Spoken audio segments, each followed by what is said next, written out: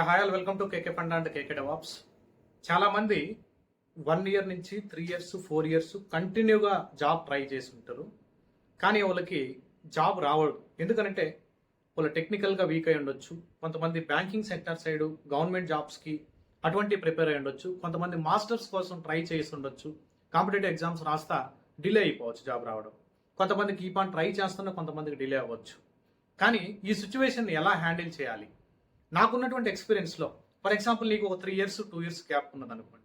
చాలామంది అడుగుతూ ఉంటారు అనమాట, నేను ఫేక్ ఎక్స్పీరియన్స్ పెట్టొచ్చా, ఫ్రెషర్గా ట్రై చేయాలా అనేసి. ఓకే, ఫేక్ ఎక్స్పీరియన్స్ పెట్టినప్పుడు నిన్ను జనరల్గా ఏ కంపెనీలో వర్క్ చేసే ఆ డీటెయిల్స్ అన్ని జనరల్గా అడుగుతుంటారు.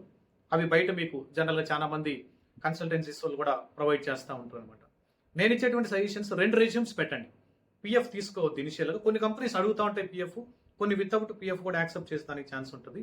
ఎక్కడ డాక్యుమెంట్స్ మనీ పే చేసుకోకుండా కంపెనీ నేమ్ తీసుకొని ఒకటి ఎక్స్పీరియన్స్ రెజ్యూమ్ పెట్టండి నౌకరీలో, ఇంకోటి ఫ్రెషర్ రెజ్యూమ్ పెట్టండి. 2 రెజ్యూమ్స్ అటెంప్ట్ చేయండి. ఫ్రెషర్గా నువ్వు సెలెక్ట్ అయితే ఫ్రెషర్గా వెళ్ళు, ఫ్రెషర్గా కాల్సే రావడం లేదనుకుంటే ఎక్స్పీరియన్స్గా కానీ సెలెక్ట్ అయ్యారంటే ఎక్స్పీరియన్స్గా ట్రై చేసేదానికి ట్రై చేయండి. అంతేగాని మీరు కీప్ ఆన్ ఎటువంటి అటెంప్ట్ చేయకుండా ఉంటే ఖచ్చితంగా మీకు గ్యాప్ ఇంక్రీజ్ అవుతుంది. అట్లీస్ట్ మీకు కాన్ఫిడెంట్ బిల్డ్ అవ్వదు. రెజ్యూమే నౌకరీలో ప్లేస్ చేయడం ఒకటే కాదు, మీరు ఎట్టి పరిస్థితుల్లో టెక్నికల్గా కూడా స్ట్రాంగ్ అవ్వండి.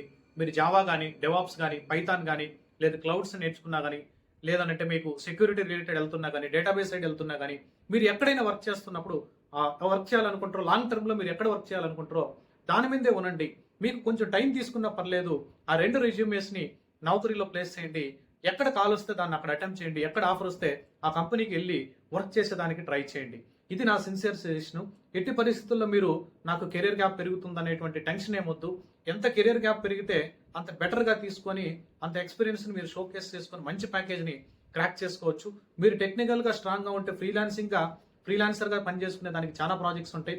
ఈవెన్ కాంట్రాక్ట్ రోల్ హైర్ చేస్తూ ఉంటారు, మంచి మంచి ప్యాకేజెస్ ఇస్తారు. నువ్వు ఇంకా సబ్జెక్ట్గా కానీ స్ట్రాంగ్గా ఉంటే యూఎస్ యూకే బేస్డ్ స్టూడెంట్స్ కొంతమంది జాబ్ సపోర్ట్ కోసం వెయిట్ చేస్తుంటారు. వాళ్ళకి వచ్చేటువంటి శాలరీస్లో 30%, 40%, ఈవెన్ 50%, ఈవెన్ సపోర్ట్ చేసేటువంటి క్యాండిడేట్కి 60% శాలరీ ఇస్తున్నటువంటి క్యాండిడేట్స్ని కూడా నేను ప్రీవియస్ హిస్టరీలో చూశాను. రీసెంట్గా మన ఒక స్టూడెంట్ యూఎస్ వాళ్ళకి సపోర్ట్ చేశాడు. అక్కడ 50% వాళ్ళకి వచ్చేటువంటి సిటీసీలో 50% ఇతనే టోటల్ శాలరీ తీసుకున్నాడు అనమాట. అందుకని టెక్నికల్గా మీరు స్ట్రాంగ్గా ఉంటే ఒక 1 డే మాత్రం మనకి ఖచ్చితంగా ఆపర్చునిటీ వస్తుంది. ఆ ఆపర్చునిటీని మాత్రం ఎవరు మిస్ అవ్వద్దు. Thank you guys. I will see you on next video.